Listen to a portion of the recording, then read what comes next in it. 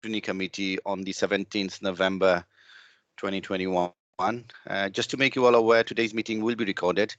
Can I also welcome any member of public and press to today's meeting? Can I kindly ask you to observe the meeting only and not speak or participate? Can I please remind you all to switch your phone to silent for the duration of the meeting? In addition, can I refer you to the protocols for remote meetings which have been previously circulated?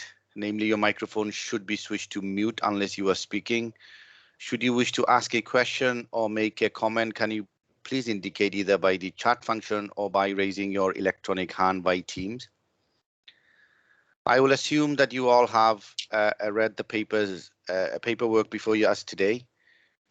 Prior to the meeting, please only use the chat function to indicate if you wish to speak as an alternative to the electronic hand function or to raise any technical issues.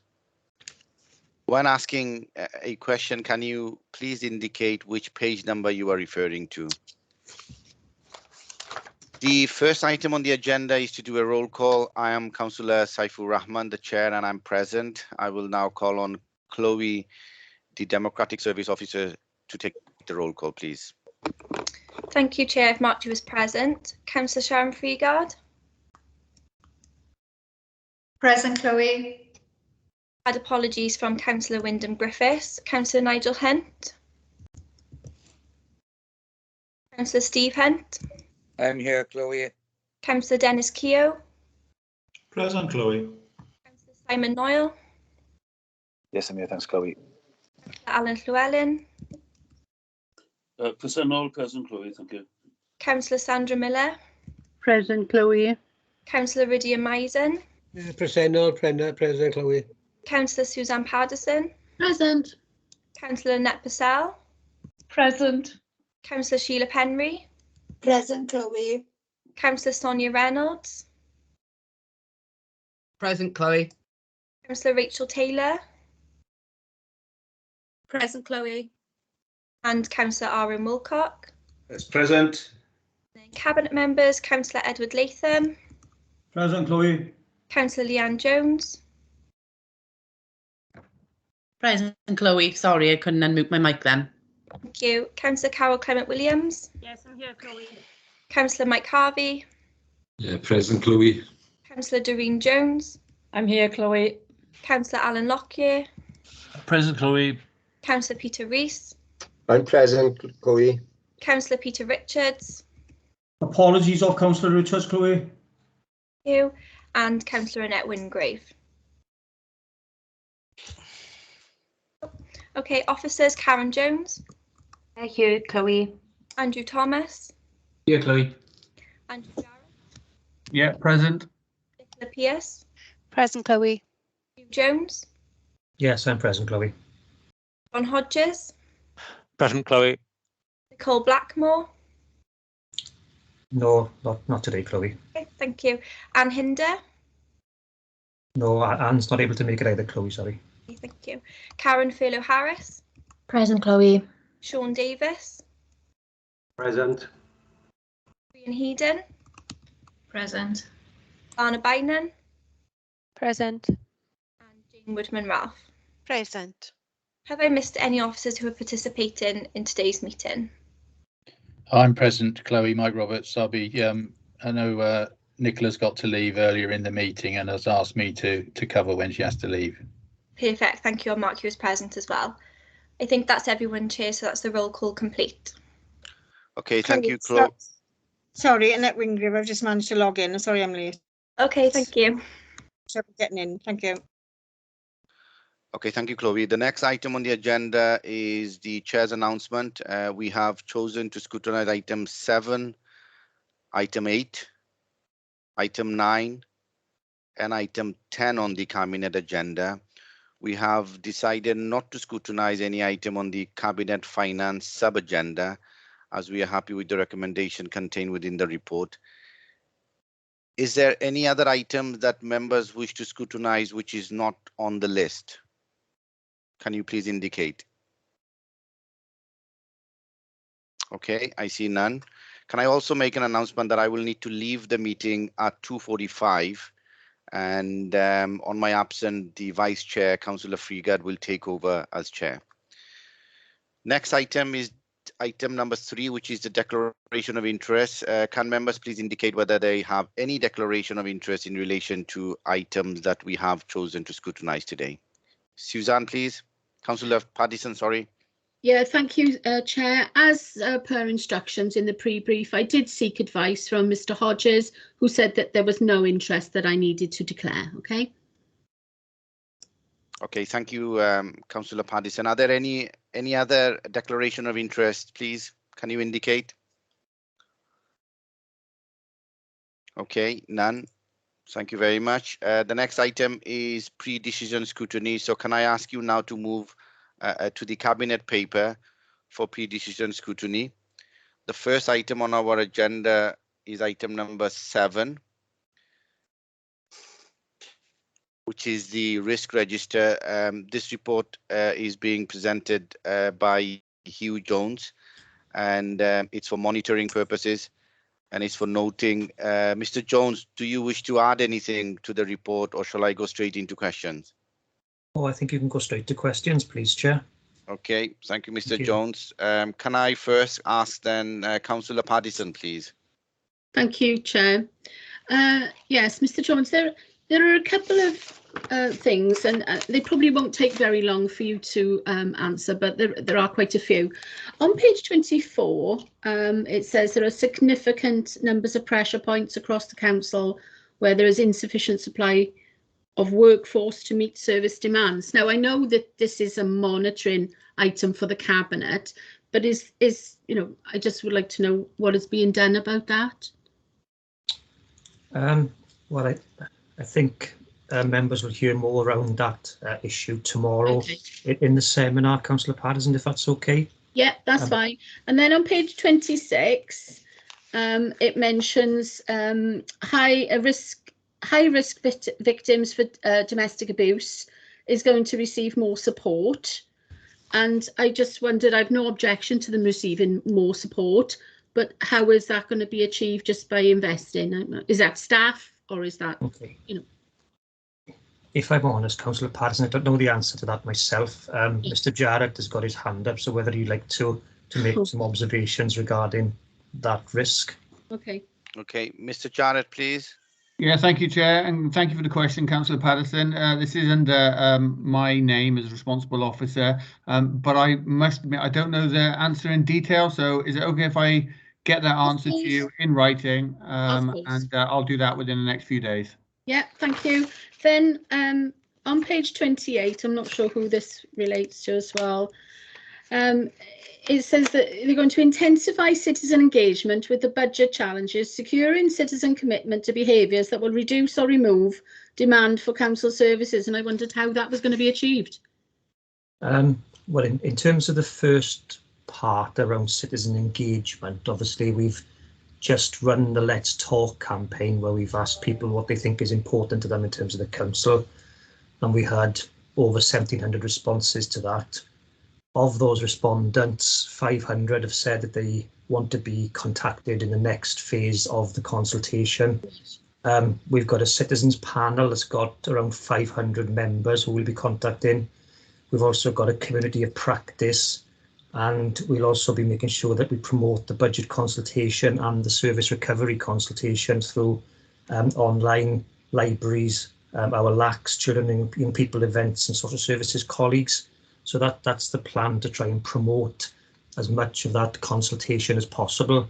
We'll also be running a 3-month campaign over the winter where we're trying to engage with the public in terms of making sure they're aware of how the council touches their lives and what the council's done during the pandemic. Councillor Paddison? Yeah, that sounds admirable, Mr. Hughes. I'm sure that if our citizens do understand what it is they're actually receiving in regards to council services, and I get where you're going with on that, so thanks for that. There's just one last one then. On page 29, it says to improve the quality of evidence adduced to exemplify the financial resilience challenges of the council and to ensure that this is understood by those involved in the decisions on local government budgets. Does that mean councillors? think it means councillors and all stakeholders, Councillor Patterson. But I will. Who's involved in the decisions? So I'm Yeah. just wondering. We are usually the ones who make the decisions. So Yes, it should read like that. Yes. Yeah, it just seems that it's a very sort of long-winded way of saying it. Okay, I will. Thank you very much. Take your comments on board and make sure And it's. seeing as we are supposed to be making our reports, public friendly. That's my point. Thank you very much, Chair. Thank you. Okay, next, Councillor Sonia Reynolds, please. Thank you, Chair. This is, it follows on really from Councillor Patterson's points, but is perhaps more general. In terms of, I'm a great fan of risk registers used for monitoring and keeping track of where things are. I think they're an incredibly useful tool for boards and councillors like ourselves to keep an overview of the situation. I think this one, and I fully understand the council business is incredibly complex, but is an impenetrable model of risk monitoring and for risk monitoring. There are some things in this which I think would benefit, and one of the things I went looking for was a key in terms of having a bit more information about how to interpret it. For example, the inherent risk rating and the revised risk rating. For some of those, you get risk ratings that were set that appear to have been established since 2018. And then we get changed ones which are established as of 2021. But those there's no indication as whether they've changed up or down, or whether if it's a new inherent risk rating, whether it's a new rating because it's a new risk, or whether so it's just trying to follow through on those things and understand why we've got ratings that may have moved, but which direction they've moved in. Is it getting worse? Is it getting better? There's nothing which indicates that to us. And if it was monitored on the 30th of June 2021, for example, if we look at the first one, which is page 16, it's been high and then medium since 2018.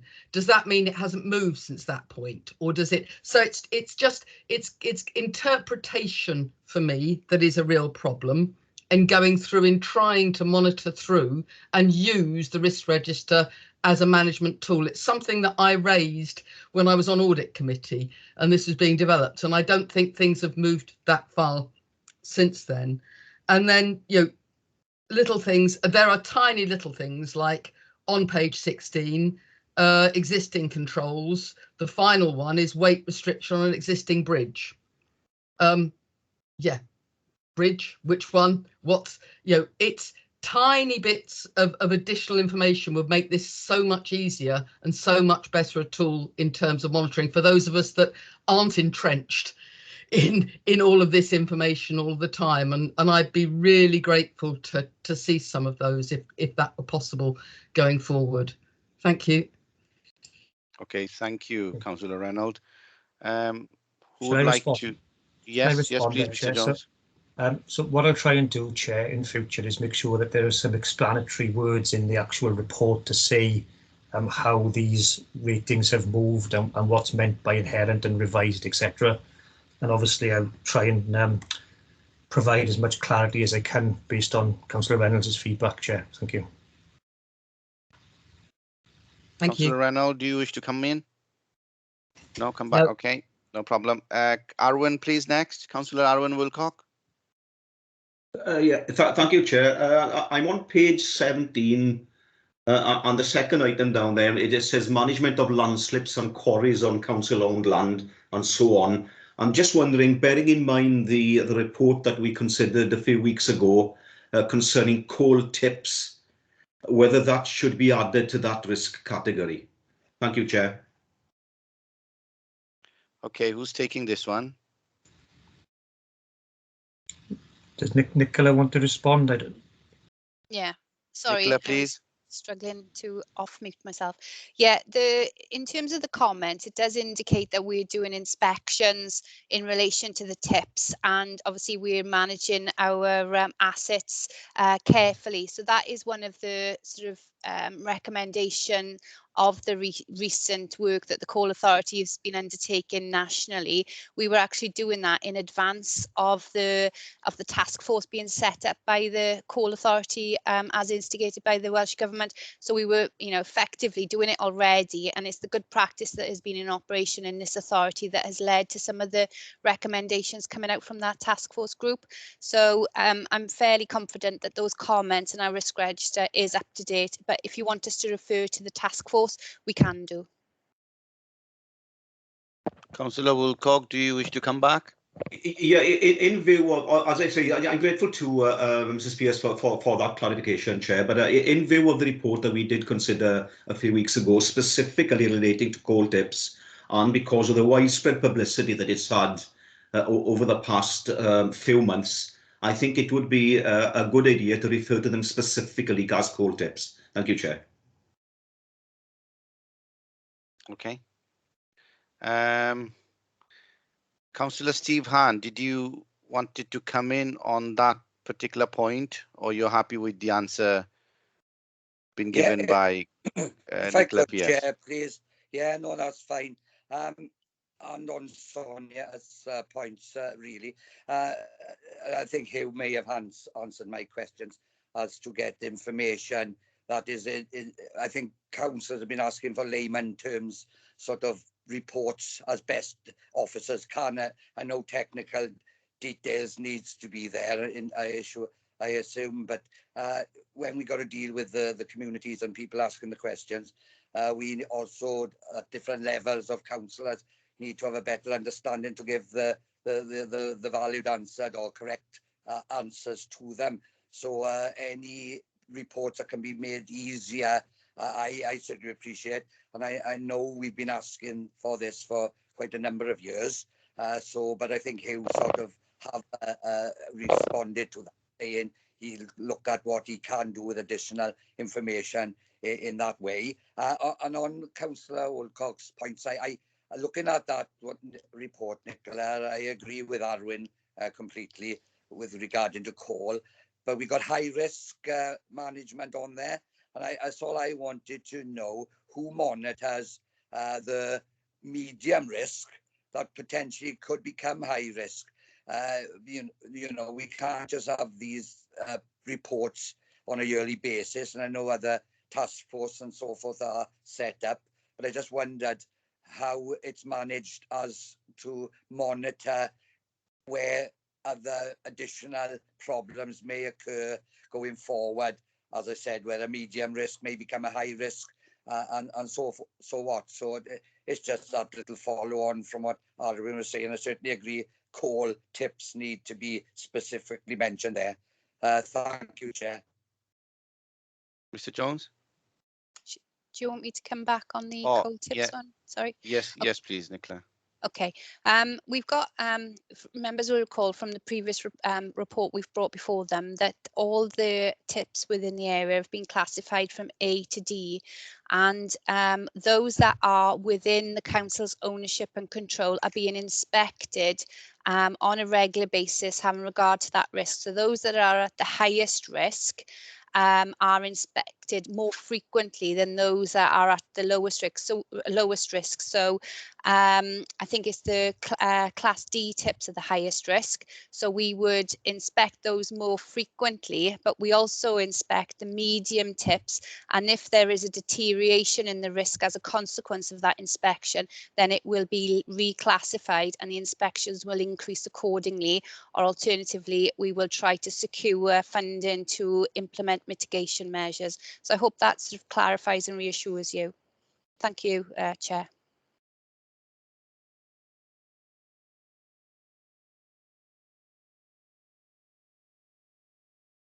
Gone on to mute, Chair. You're on mute, Chair. Sorry, apologies. Next on my list is Councillor Lynette Purcell, please. Thank you very much. This wasn't my original question, but I just wanted to thank Nicola for the explanation she's given about the possible reclassification of tips. If once they're inspected, they need to go up the list. That's very reassuring. And it's like what previous councillors have said, it's all to do with explanations being comprehensible by councillors and therefore messages being able to be passed on to members of our community.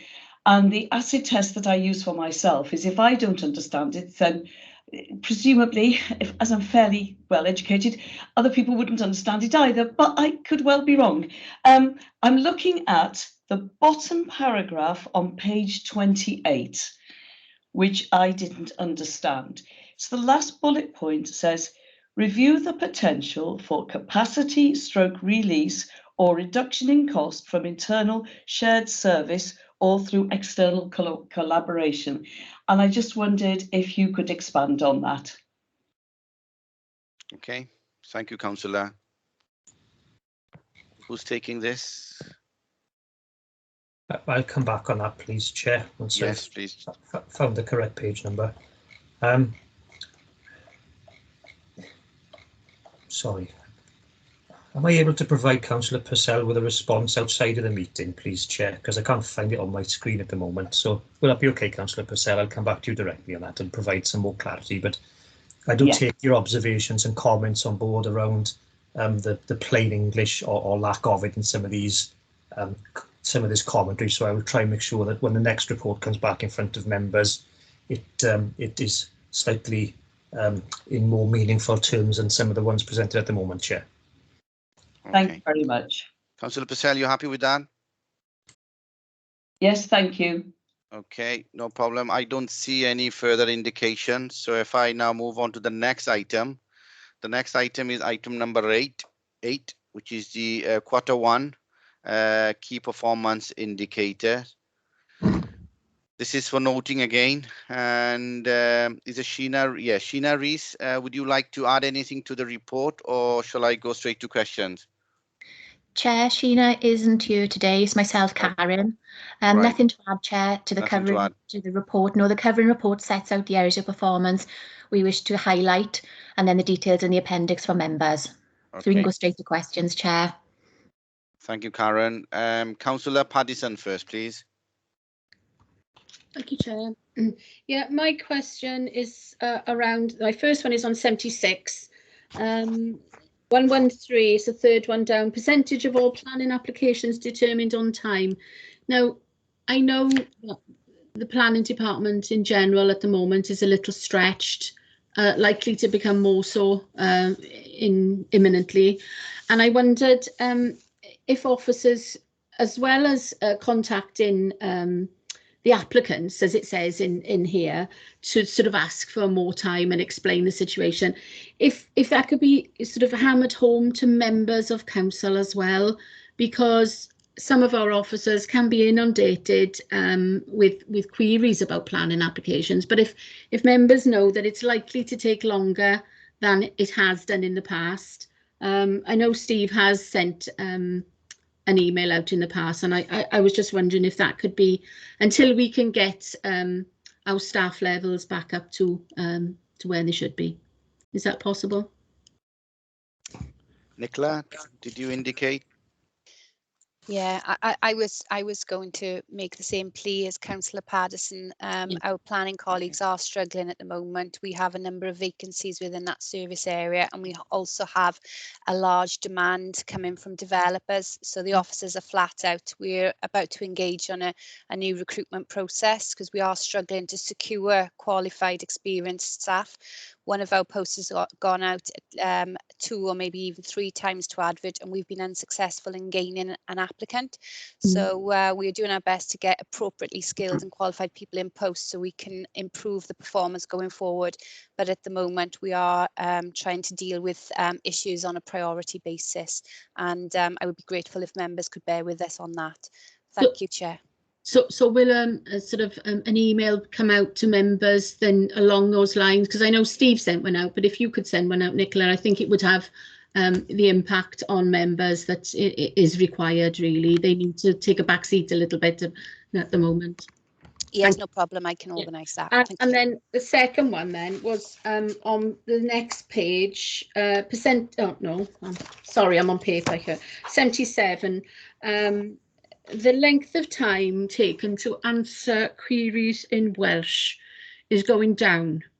Now, we have an item later on in the agenda about our Welsh language strategy, and I was unsure at pre-brief where to actually raise this, but and it's under KPIs. So I know we're in the recovery phase, and I know that it's very difficult, but the point being that if we're trying to get people to engage with the Welsh language and speak and use it as they wish, if they're finding that it's taking longer to do it in Welsh than it does in English, it's not going to help matters. So I just thought I would raise that, because we are going full out as a council to try and get behind Welsh learning, Welsh language. We're doing it across directorates, and I just wondered if there was anything that could be done about raising the or lowering the length of time it takes to answer a call in Welsh. Karen, do you wish to respond? Yeah, I think funnily enough, Councillor Patterson, we were talking about this in Corporate Directors Group this morning. There's a problem with contact into the Council's contact centre generally. I think the kind of hybrid working, home working has proven to be problematic when people at the switchboard are then trying to transfer the calls to an appropriate person. And there's lots of different reasons for that. There've been some technical problems because obviously we set the homework arrangements up so quickly, and I know that Chris Owen is on the case working through the solutions to that at the moment. Okay. I think what's also happening when people are working from home, sometimes when the next call is coming in, the person isn't quite available for it as well. So I think what we recognise this morning, we've probably got a piece of work to do over the next 6 months to really look at our contact strategy going forward, because if we're going to be in this position for a little while yet, obviously the systems that we had prior to the pandemic are not helping. We have got more Welsh speakers now in customer services than we've had before. I think what this is showing you, it's still quite fragile, so there is more work to do there, and you're quite right to highlight it. I accept that, Chair. Thank you very much. Okay. Can I ask now Councillor Alan Llewellyn, please? Yeah, Chair, I think my question was on the next item. Oh, next item, is it? Right, I'm sorry, yes. Alan. It is linked to what Suzanne just raised, but my question is a broader question, but it's at item 9. All right, okay then. What about Councillor Lynette Purcell? I've got your name down for this item. Lynette, you're on mute. Yeah, sorry. I don't know why my name is down for this item, but no, I don't have it. Okay, that's fine. Sorry. Okay, so this item is for noting, and the recommendation was page 58. Right, moving on then to the next item, which is item number 9, the Welsh Language Promotion Strategy Annual Report. Unless officers have anything else to add, if not, can I go to questions? Okay, Alan, please then. Yeah, Chair, thanks, Chair. I have actually had a discussion with Leanne Heaton, one of the officers, which is very helpful this morning, but I think the question is still relevant. I support bringing the reporting period into line with other strategies. So this report is, of course, retrospective, but we are currently about halfway through to the next reporting period. Now, as stated in the report, it covers a very, very difficult period for making progress because of COVID. The work of the council has been affected by that, and of course the work of our partners will also have been affected. I've often said that the promotion strategy is one of the most important of the Welsh language standards that we need to achieve, perhaps second only to education. And I think we now need to see it as part of COVID recovery with other strategic services and objectives. And I'd like to suggest that we have a review of the strategy with our partners to identify where and how we need to make progress, given the difficulties that we've encountered in implementing the strategy over the past 18 months of the COVID period. Thank you. Okay. Karen Jones, please. Yeah, thank you, Chair, and thank you for that, Councillor Llewellyn. We'll be talking to you in December about the longer term recovery plan that we've been working on over the summer. And hopefully it'll be good news, what I'm saying now, because I guess what I'm doing is agreeing with what you've just suggested. But I think what we've seen through the pandemic is people reconnecting with their local environment, their heritage and culture. So we're proposing that we have a new wellbeing objective that focuses on that area of the council's work. And I think what that will do is it'll enable us to give these things more priority and greater focus. And certainly when we've been looking at the early feedback from the Let's Talk campaign that we've been running, those themes have come through very strongly from our residents as well. So when you see the draft recovery plan that we'll be talking to you about in December, you will see that we're giving more prominence to the importance of the Welsh language within our overall new wellbeing objective that we are proposing. The actions will be fairly